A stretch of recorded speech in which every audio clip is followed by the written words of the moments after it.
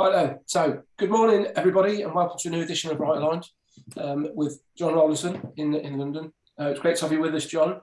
While we're getting going and warming up, is it possible for you to take us back to when design and creativity maybe played a role in the first time it played a role in your life, and then just lead us through those early phases to education and your early roles in the industry, please? Sure. So yeah, hi everyone, I'm Jon. So I guess like early days, I probably had a very similar story to a lot of designers. At the time, it all felt very organic, like how I got into it and the steps, but actually looking back, like it all links, it all ladders up to one thing. So I had the usual thing that pretty much every designer had where, I was pretty good at art in school and that type of thing. I did what was called design technology then, which was kind of doing, technical drawings of cubes in perspective, that type of thing. So I always kind of had a bit of an interest for it, and was always kind of drawing as a kid and stuff. I used to, my dad used to have these old accounting ledgers from his business, and the back half of them would always just be empty. And I basically used to fill these things with just drawings and all kinds. I remember it's slightly bizarre behavior, to be honest, as a kid, but there was some of them where at some point some coffee had obviously been spilt on these books, and the coffee stains had kind of bled into all the pages of these books. And I used to quite meticulously draw around them in pen and kind of create these maps and all kinds of stuff. It's almost like some kind of like Middle Earth, Lord of the Rings type of thing, and I would create this whole, geography of all these lands and stuff.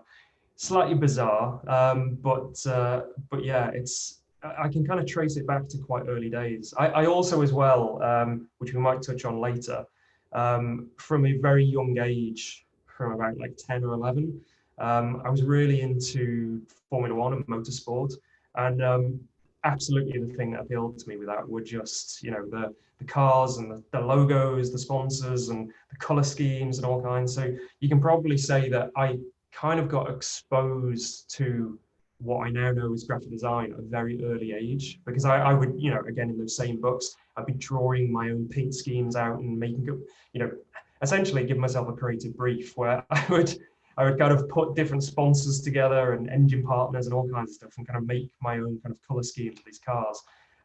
So yeah, at the time, I had no idea it was graphic design. That's what graphic design was, but that was kind of my first kind of schooling in it.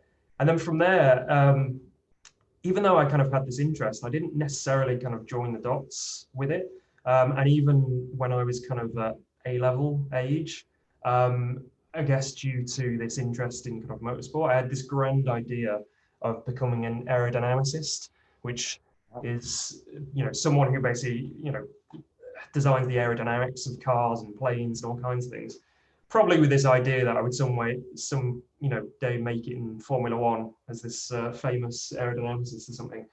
However, I was also at the same time very much a set 2 student, in terms of maths and sciences and stuff. And when I went to sixth form college, I think I did maths, mechanics, and physics for all of about 5 weeks until I realized I was absolutely out of my depth. I just wasn't smart enough, basically, to do it. And every day when I used to, get the bus home and be waiting for the bus, talking with my mates, they were all doing this thing called graphic design. And every single day basically 5 weeks, I just had miserable days, and I would, be so dejected and out of my depth, when I got on the bus. And all my mates would be talking about just like what an amazing day they had, because they spent the whole day kind of mark making and painting and drawing type and choosing color and all kinds of things.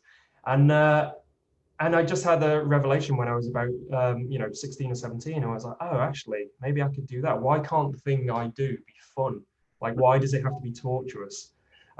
So I kind of, basically I was too late to join the course, but I essentially went to the tutor of it every single day and just like knocked his door down until he finally relented and let me on the course.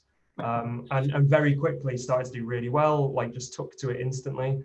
And then the kind of like my path from there, from about the age of about 16, was kind of set really. And from that moment, all I wanted to be was a designer. And from there, I then managed to get into a pretty good university at the time, Ravensbourne, which it's not there anymore, but it used to have this almost like little Bauhaus school in the woods down in Kent.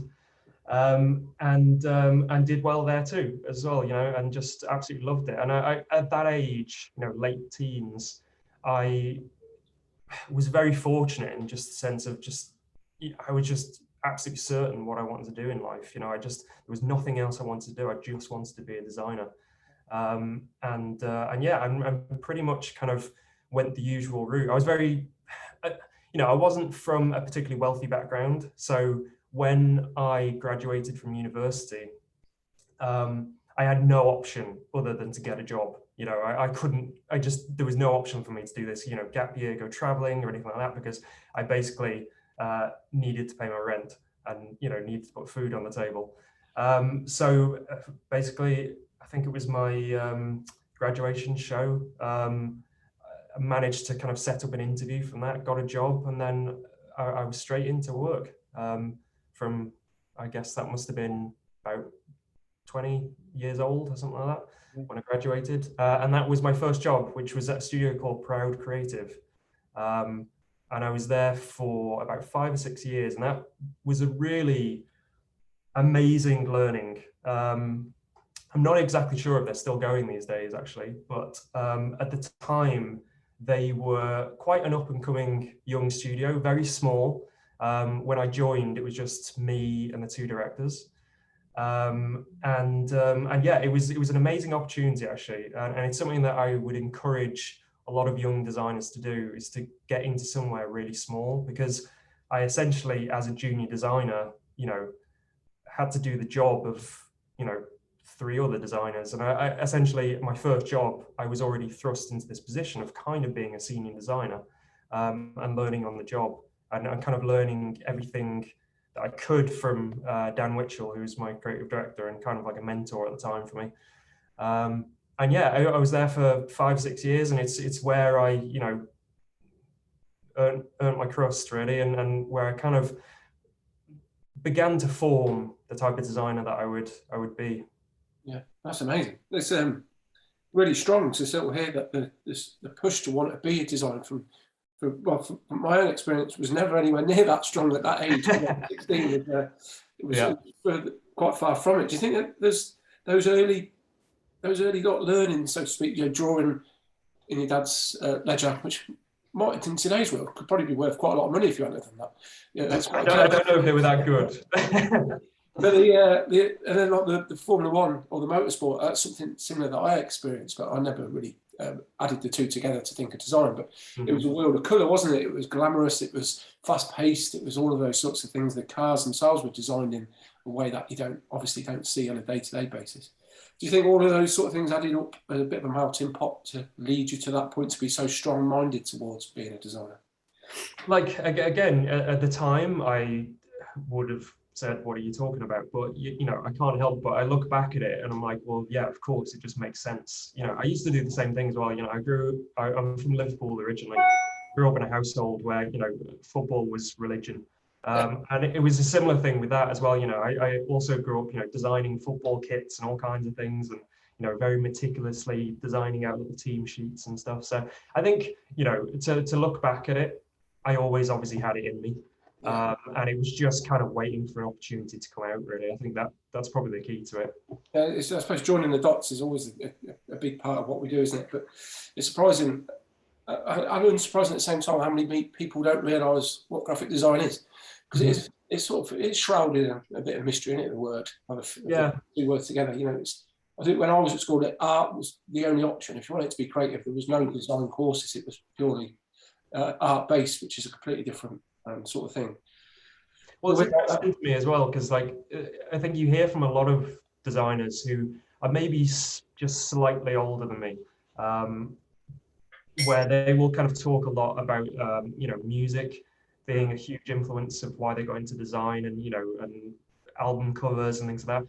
And that just wasn't the route in for me. It was down to, I kind of got sport to thank really for it, and kind of my early I guess, education on what kind of logos were and what brands were and color schemes and all kinds of things. And it's funny, isn't it? We'll talk about this later, but the work you've done in sport as a professional now is really a strong part of your story, isn't it? So it is.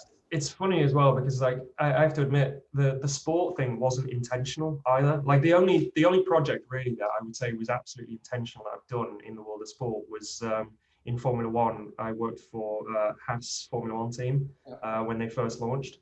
That's the only project really where I've kind of gone out on a limb and like tried to make it happen. Everything else, I just seem to have been in the right time, right place really, and it's kind of come towards me.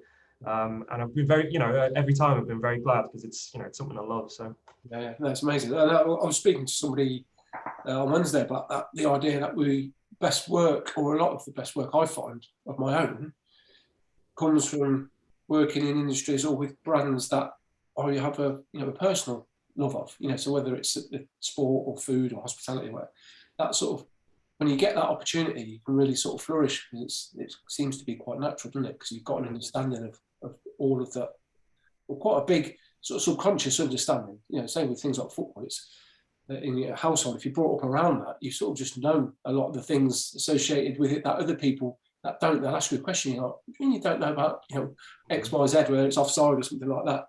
So when you get the opportunity to work in that industry, it's a real pleasure, isn't it, to sort of let yourself free. I think as well, like on that point, like I've always been very passionate about the idea that the type of work that you want to do, you kind of do have to hunt it out, and if you want opportunities, you kind of have to go for them,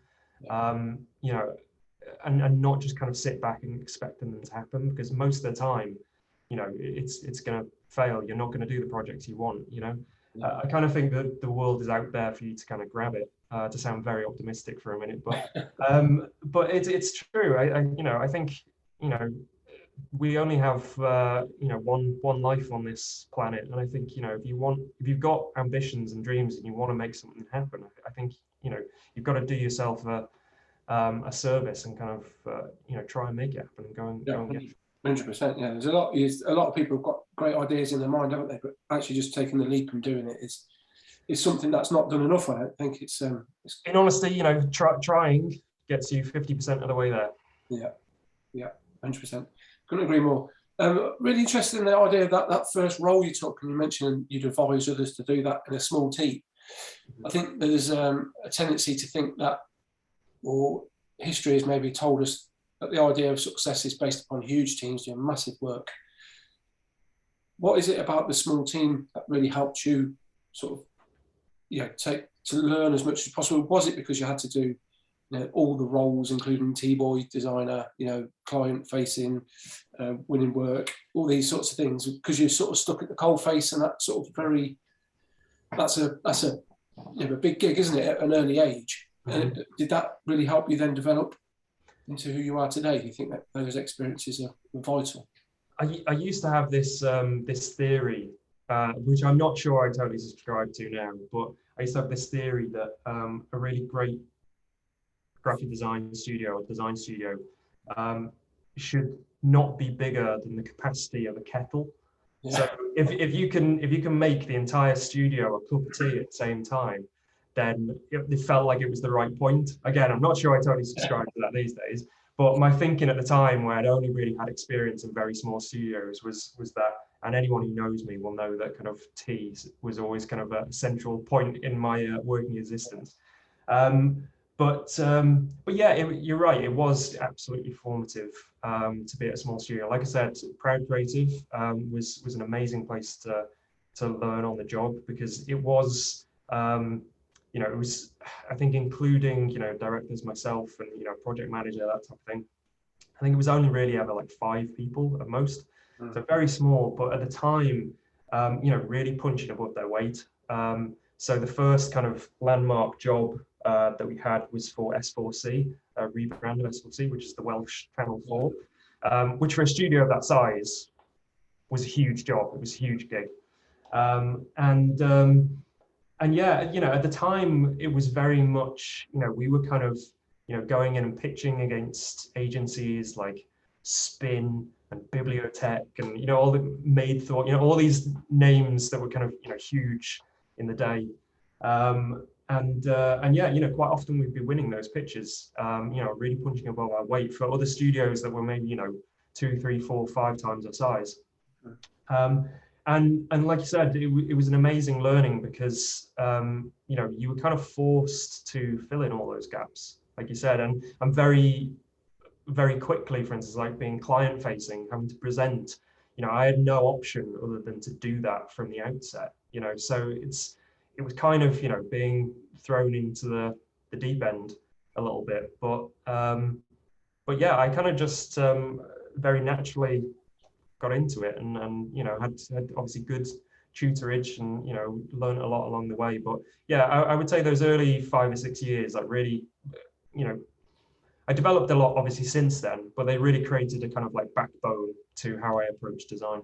Yeah, no, I think that's really important, especially for younger people, because I think there's a tendency to think that you step into a larger agency and you'll just have like this singular thing to do within a bigger machine, and you get all the time in the world just to do that part, whether that's to write some copy or to artwork, etc. But I've experienced myself the small team, and I think at the time didn't think much of it, but afterwards I now look back at it, I think that's really hardened me.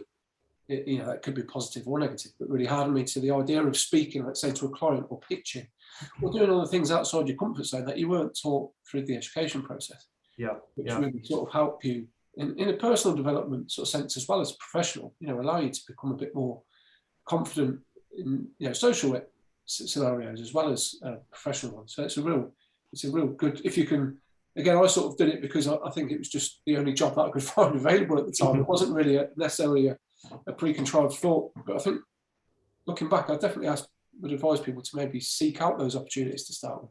Yeah, really. I have to admit, I got a bit lucky with Proud Creative as well, because I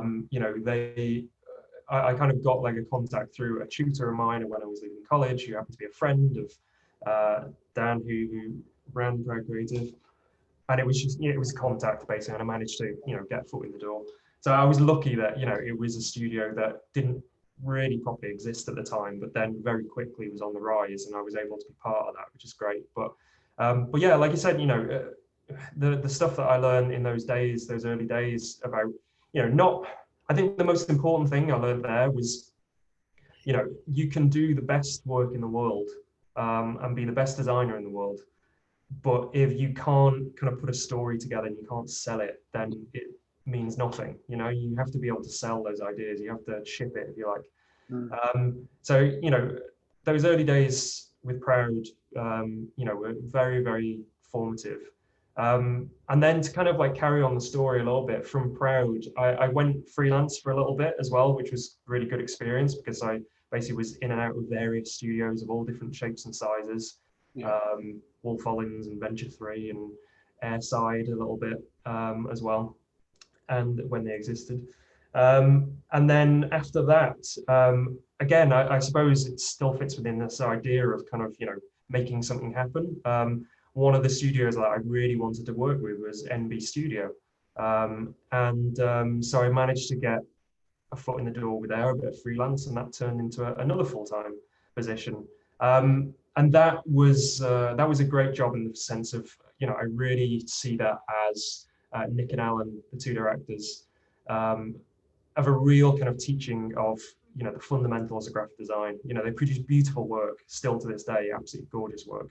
And that was, there was a real level of craft that was taught there. So, as I'm kind of going on through my career, I'm kind of getting these slightly different scenarios where I'm picking up and concentrating on different aspects.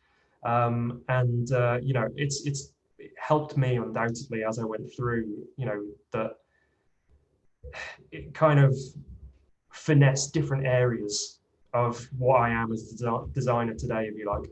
Yeah. So that going back to when you left Proud, to go freelance, why did that happen? Was that just a personal choice? Just wanted to do something different? And what does that look like in a real world scenario? That first day being a freelancer, is it, shit, I need to get some money together, I need to still, like you're saying, went from a background of privilege, so it was had to work from day one just to pay your way? Sure. Or was that just calling upon people that there's a few questions in one there, but no, it was a very natural thing, to be honest. I'd been there for, I can't remember exactly how long, but I think it was like 5 or 6 years. I'd grown from being, the junior designer, first day on the job, to, what at the time, I was a confident senior designer, had formed or started to form my own opinions on what design was, etc. And I think that there comes a time as a young designer where you kind of just, you have to stick your neck out a little bit and you have to try things, and get out your comfort zone a little bit. So that was it really. And in honesty, the reason I went freelance was more because I wasn't entirely sure what type of role I wanted next, who I wanted to work for, etc. So, freelance was a really good opportunity. And I still say this today to people, it's a really good opportunity to basically test the water, to go and in and out of various studios and kind of decide what you do like, what you don't like. Because, again, for some people, that small studio environment is perfect and that's what they want out of life. For other people, they enjoy the kind of the larger, more corporate side of it, huge 2-year projects, that type of thing.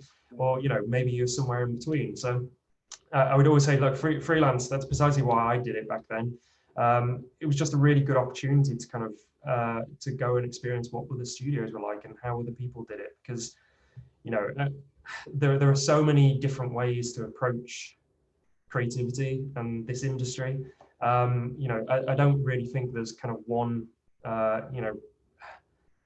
golden bullet, one silver bullet that does it for everyone. I think everyone does it slightly different, no matter what studio you go into. So it's a really good opportunity just to kind of learn how other people go about it. And also as well, just as importantly, to learn what you don't like. I think that was also really, crucial to me, is that there were some studios I went in where I kind of hated it, and after a week I was like, no thanks. Yeah. I don't want any of that, please. Yeah. And that also is really formative, because you realize, what it is that gets you out of bed in the morning and what doesn't. Do you think that there's a tendency for, and this isn't just creative industries, but maybe just the workplace in general, that it's got its mindset on a full-time position is something to be proud of? There's some sort of security in there. It's like the idea of freelance. I think it's become a bit more normalised now, but I remember when, in my early days, I didn't even know anybody. I didn't even know what freelance was, I don't think. It was never taught, or it was never really sort of, it was never discussed that openly, I don't think. But in theory, you're sort of putting yourself out of the comfort zone, aren't you? You're getting out of maybe the easy option in some respects.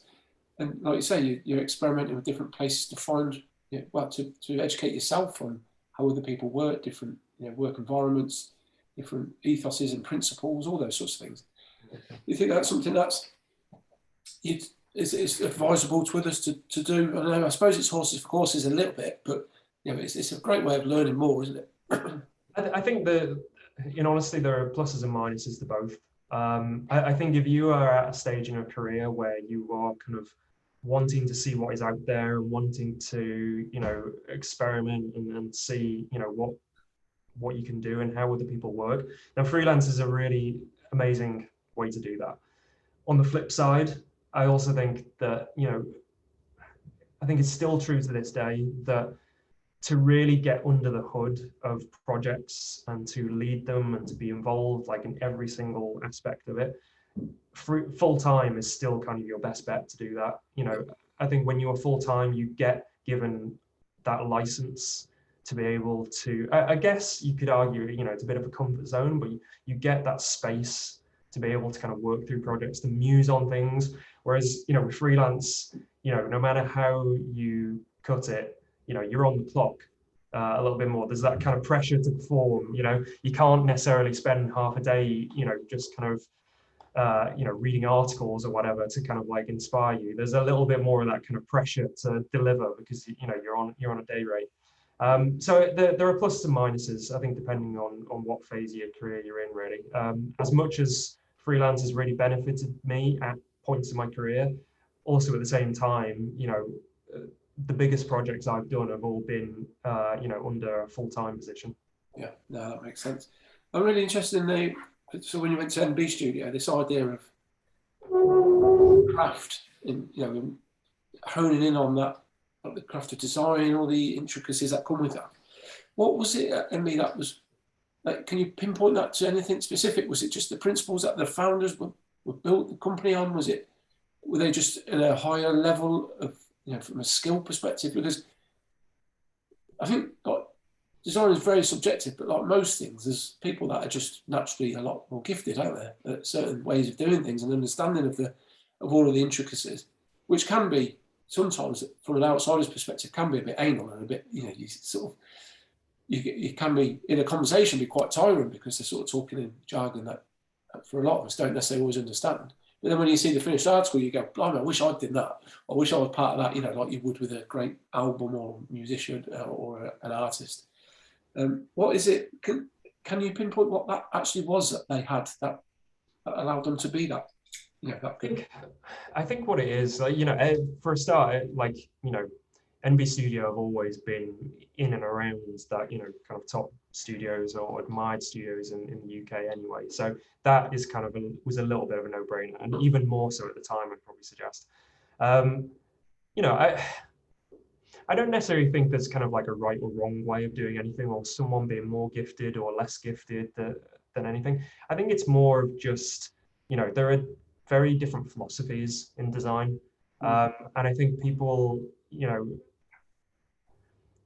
they hold what is important higher or lower, and for some people it's what we do is about communication and impact, and that's it, and just like causing a stir. For other people it is that craft, and it's and it's that finesse that is the important thing. NB had they had a background that was I'd almost call it kind of like the West London background. I'm sorry if that's kind of alienating anyone who's not in London, but there was a kind of these West London studios like Pentagram, the Partners, that type of thing, and craft was extremely high in their agenda. Whereas the East London agencies were a little bit more kind of ad hoc and again causing a bit of impact, causing a bit of stir. Maybe a bit more experimental, you could argue. I think at the time for me, NB, I greatly admired their work. I remember a funny story they had where for years, it's kind of showing my age this a bit, but for years they had this beautifully simple website. All it just had their contact information in a white box, top left, and full bleed imagery of details of their work. And you used to just scroll through this imagery. And people used to talk about it as if like, wow, God, isn't that so just confident that they just let the elegance of their work speak, and they just sit back and, you come to us, you decide if you want to work with us. It was only when I actually started working with them that I found out that the only reason they had that website was because at the time they didn't know how to build websites. And that was kind of like the base, that was what they could do, and that was all they had available. It was kind of before the age when, the internet wasn't as important as it is today. But yeah, I just thought that was a hilarious story, really, that they exuded this kind of outside confidence in their work, which they had, admittedly. But yeah, I just thought it was a great story. Like I said, I think there are different philosophies, and it's something we were kind of even chatting previous to this call about that, of just having a bit of an epiphany on design. And it's something I think, particularly during this lockdown period, this last 2 years, that I've really come to terms with, is that I think we probably grow up in an age as a designer that, there was a bit more of a prescriptive idea of what was good work and what was bad work. And and the idea of, when you've got kind of design blogs and things like this, essentially like reviewing work and saying, this is good, this is bad, like this typeface is great, this typeface is bad, or whatever it might be. I think the last 2 years, to kind of sit back and reflect and kind of think about what we're doing has really kind of made me appreciate those different philosophies of design. And ultimately, whatever you do, there is an audience out there for it. I think that the design industry and creative industry now is so diverse, not only in terms of the output of the type of work that you can do, but also just the type of creative you can be, the type of designer you can be. It's so varied these days that I don't think this idea of good versus bad exists anymore. I really don't think it does. And yeah, I've really become quite relaxed in this idea. This kind of creativity is democracy, as quite democratic approach that actually anyone can be creative. I don't hold this idea that maybe some people had. You maybe see these days, maybe some of the old kind of ad guys on Twitter and stuff who are very prescriptive about telling people, this is creativity, this is not creativity. I don't subscribe to that at all. I actually think, anyone can be creative in any way. And different forms of creativity appeal to different people. And like I said, there's an audience out there. The world is huge, and there's an audience out there for whatever you do. Yeah. And yeah, I've become a lot more relaxed about the idea of, you do what you do, they do what they do, and just kind of the confidence in kind of doing what you want. So it's a very long-winded way of answering your question. I think really, I think NB particularly had a philosophy of what they felt good design was, and they stuck to it, and they persevered, and they still are to this day, and still do beautiful work. And in the same way, other studios do vastly different work. And they have their philosophies, and good luck to them, I say. Yeah, and I think that's a case of normally having to find the one that fits you at that given time, isn't it? That could be the same for politics or football. We have to find the thing that sort of fits our own philosophy at any given point, because that shifts and adapts with age, doesn't it? And like you say, with the mental side of it as well, that's an age thing, isn't it? You start to maybe have a bit more of a rounded view of it, as opposed to I'm not as good as X, Y, Z, and that argument that's been in the art world, hasn't it, for donkey's years? Is this art, or not in sport? The Olympic, is that a sport? Darts or snooker? There's generally an argument that's created by people that want to be heard all the time, isn't it? That's a good segue, by the way, just to get the conversation on the darts. Yeah. But yeah, I like with the creativity thing particularly. I think I've also I'm friends with people, I've worked with people in the past that have very, very strong ideas about, again, what creativity is and what creativity isn't. And I've started to kind of liken it to religion. Not to get religious for a second, but it's the idea of someone being very prescriptive of saying this is what religion is, and it's my version of religion, and I'm going to tell you what it is. I see that very much the same with creativity, saying this is what I think creativity is, and I'm going to tell everyone else what I think creativity is and get everyone to agree with me. And like religion, it's like it's not for someone else to decide that. It's for each individual person to decide what creativity means to them and how they want to pursue it and what it means for them. And I just, the kind of slight revelation I've had really, that it's slightly bonkers to kind of tell people what creativity is. I think it's something that is within all of us and comes out in our own individual ways. And for different people, it's completely different. Yeah, that tends to also be like the attitude mainstream media has, isn't it? Like, say, when you watch certain news channels, it's driven by an agenda majority of the time, isn't it? So it's them wanting you to believe what they believe for alternative reasons. And I always thought creative, especially to the design world, couldn't be more opposite than that corporate mainstream mentality. So really, like you say, I think it's best for people to try and find their own sort of place, isn't it? And what makes them happy, and all these sorts of triggers that keep you sane, I think is the main objective. What I found my main objective through lockdown is it's to not fall into that rabbit hole of ending up in an argument with somebody about something so unnecessarily argumentative. It should just be about finding something that fits your own your own beliefs, isn't it? So it's a really interesting conversation. It'd be a separate conversation in its own right, really. It'd be great to sort of talk about in more detail. We'll have to do another talk. Moving on to your the actual work that we've seen of yours, Jon, and the sort of strongest, well, not necessarily strongest, some of the biggest pieces or biggest brands that you've worked with, say for Depop, for instance. I'd love to know. I've seen and I've read a lot about Depop in recent times, and I've used the app, and I know a lot of people that use it religiously. I always thought when I first read about it, it could quite easily fall into this trap of being a second-rate eBay.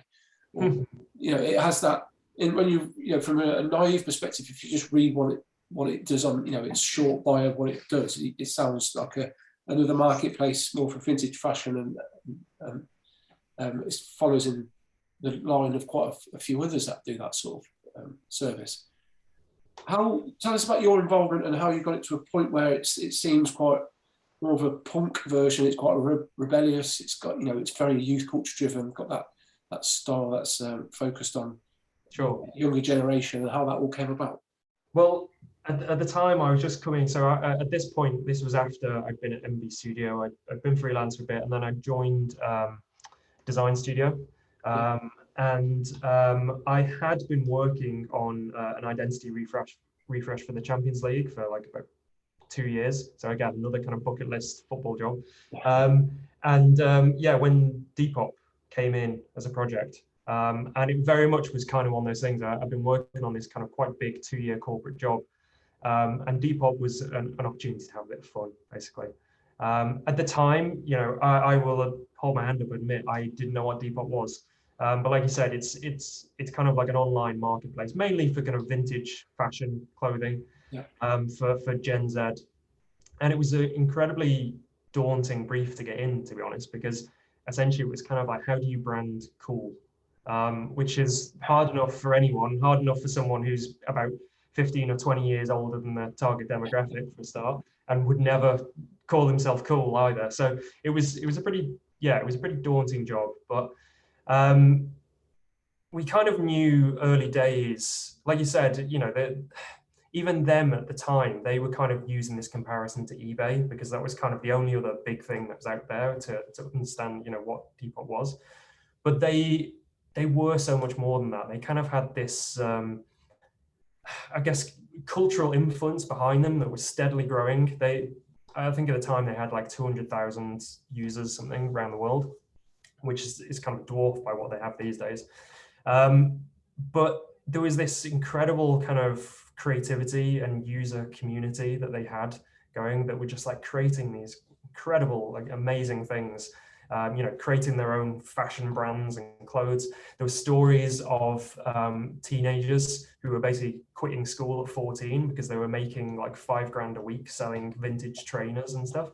But then also people who were using it as this kind of like artistic platform. So they were, I remember vividly, there was this one person called Off Gloss, which is an amazing handle, by the way.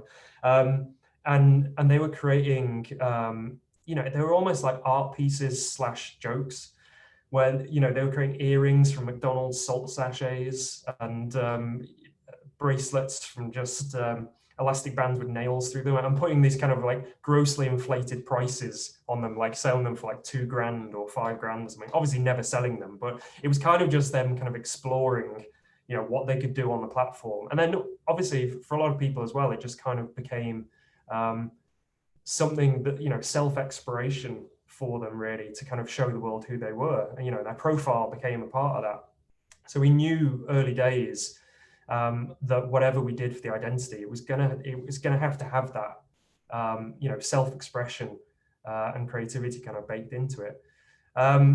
So, we did a long process of strategy and workshops and research. Us obviously like selling, using the app, speaking to users, doing workshops with all the team and the staff, and kind of trying to get to the nub of what it is that Depop were about. So at the time, they were just this kind of online marketplace, but they had ambitions to be more than that. They wanted to be this cultural influence. They wanted to be able to like hold events, do online, events and things. And, they talked about, launching a magazine, doing all kinds of stuff, potentially having a record label in the future, all kinds of things. So they wanted to be this cultural force for this generation, Gen Z. So we kind of had to come up with an identity that allowed them to do that. And it was kind of, we ended up through all strategy and workshops, getting to this core kind of creative idea of We the Unfollowers, which was all about, it was kind of against that kind of Instagram veneer of fakeness. It was about not following trends, being your own person, showing off your own version of creativity, which nicely kind of goes back into what we were talking about before. And it needed a brand that could support that. So from that kind of core idea of We the Unfollowers, you know, the graphic identity itself kind of followed on really quickly from that, because we knew that it had to have this attitude at all, you know, all points. So one of the things I'm most proud of with that job is the tone of voice, written by a copywriter called Louis Zegan, who was at DesignStudio at the time. And you know, the tone of voice is so central to it. You know, this whole idea of self-confidence, taking up space, owning the room, you know, just being confident about who you are, being a bit subversive, a bit kind of awkward, a bit cheeky, but being proud of it. You know, it was something that was very kind of community driven, but always kind of, you know, a little bit, I wouldn't say controversial, but, you know, a little bit antagonistic, but always kind of like in support of its community. Yeah. And that kind of really came out in the visual identity as well. Like even the logo type, again, that was something really quickly that was sketched, and that just, it didn't go through rounds of feedback and processes. It was, we pretty much drew it and that was it.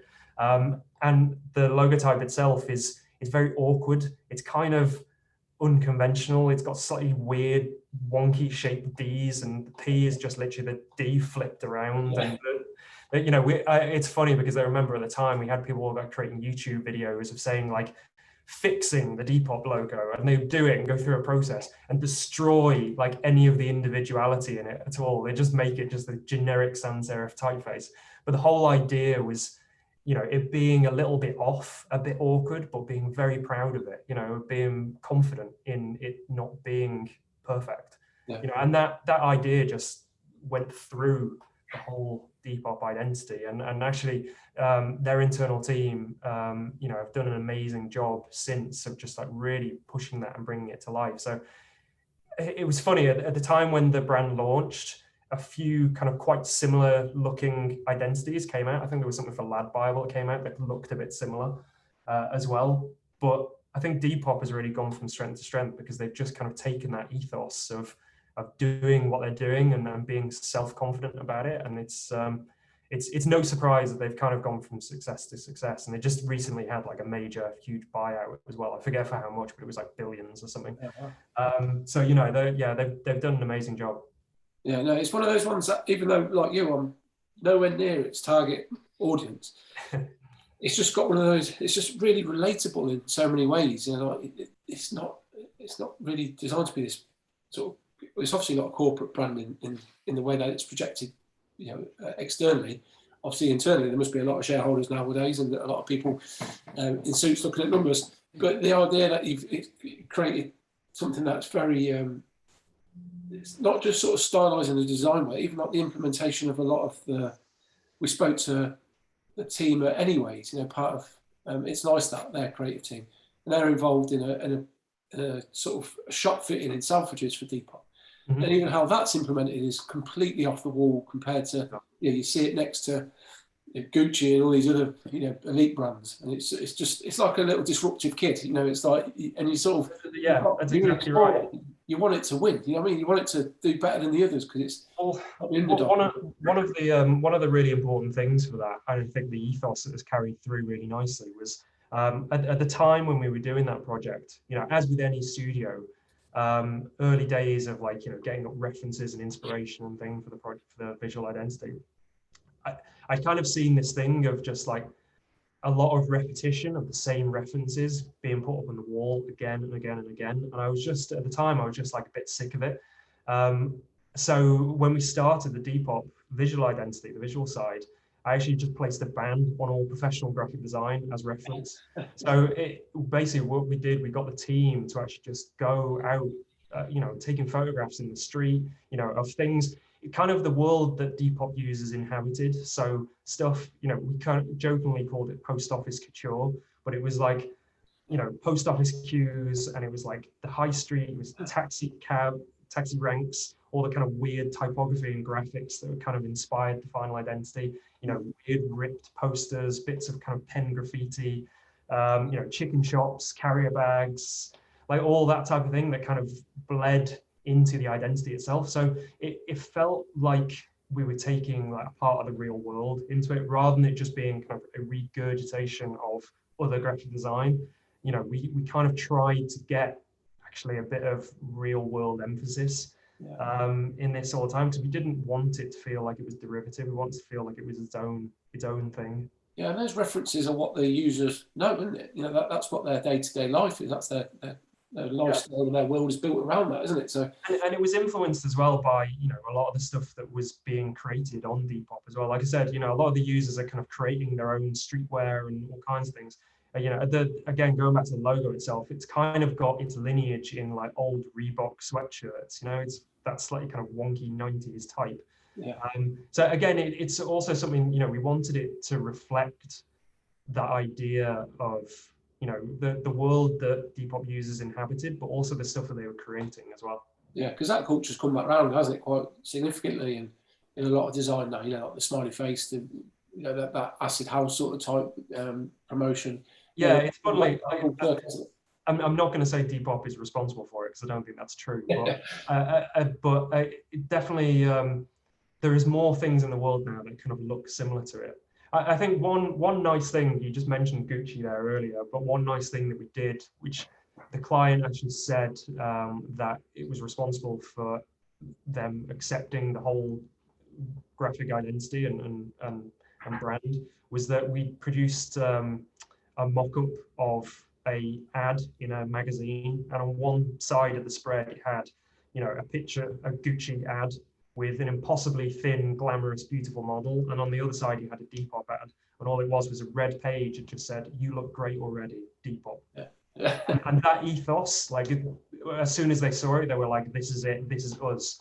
You know, we are absolutely about just championing our users and pushing up, not kind of pushing down, or, you know, not setting unachievable aspirational targets. Yeah, 100%.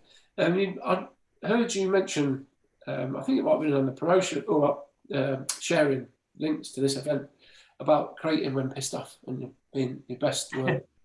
What does that? How does that manifest itself, John? Is that you know, is that when you've gone through certain scenarios that make the best stuff comes out of you, or do you or just doing the work make you feel that way, and then you something happens? Well, first of all, I want to caveat, because it makes me sound like I'm horrible to work with. That's not true. I'm an absolute delight. I'm very nice to work with. But I guess Depop is one of them. But, you know, another one at NB Studio was Almeida Theatre as well, which has kind of got a little bit of a similar vibe to it, of like a little bit antagonistic.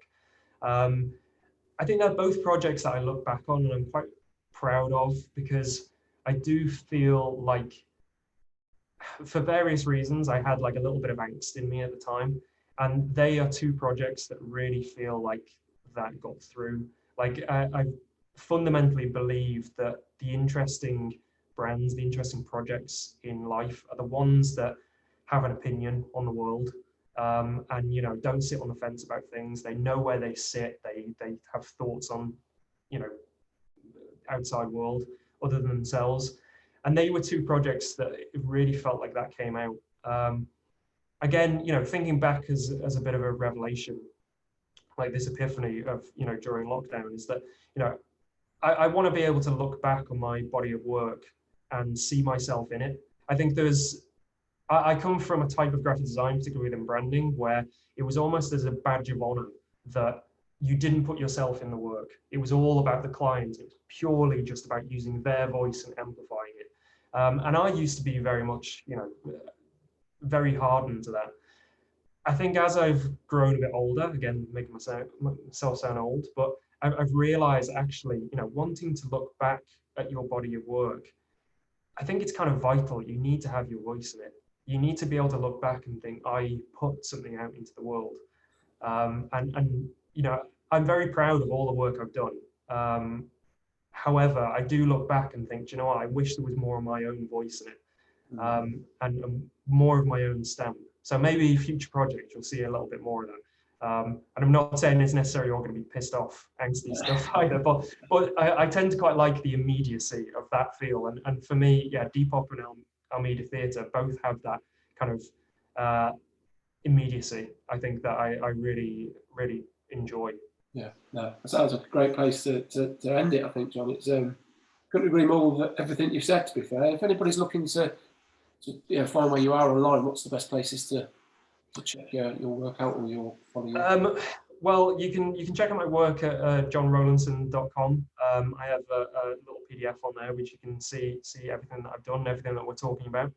Yeah, I'm also on Twitter and Instagram. However, I would say primarily I use those to tell really bad jokes. So take those two things with a pinch of salt. I think particularly my Instagram is basically just daft things I see around and about. So it's probably not the most professional thing, but it's just I use it as just like a little creative exercise. Yeah, a good outlet. That's yeah, I think that's advisable as well to have a different a use for it differently than just sharing work constantly. Yeah, it's been where's the fun in that? Yeah, it's been an absolute pleasure, John. I really appreciate your time. It's been great to hear your story, and we'll have to catch up again soon and explore some of these other avenues in a bit more detail, the epiphanies and being pissed off and things like that. Were a bit more away from the work, maybe just just from an emotional sort of level. Just be good to hear. Yeah, I could waffle on it about it for hours. So yeah, there's probably another talk in there somewhere. Yeah, happy days. We'll get that sorted. But I hope you have a great rest of the day and weekend, and we'll catch up again very soon. Awesome. Have a great one. Cheers, mate. Take care. Thank you.